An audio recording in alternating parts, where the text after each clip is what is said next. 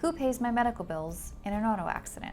If you're involved in an accident in New Jersey and you have New Jersey automobile insurance, it will be the responsibility of your insurance carrier to pay your medical bills. So submit your bills to them and file a personal injury protection application, a PIP application, as soon as possible. Your insurance company, your automobile insurance company, will be responsible for medical bills up to the amount of coverage that you selected when you either purchased or renewed your policy. That could be anywhere from $0 to $250,000 of medical bill coverage. So check your insurance declaration page out to see the exact coverage that you have. Now, if you don't have a car or don't have automobile insurance coverage through another policy, it may be the policy of someone that you live with that's a relative of yours.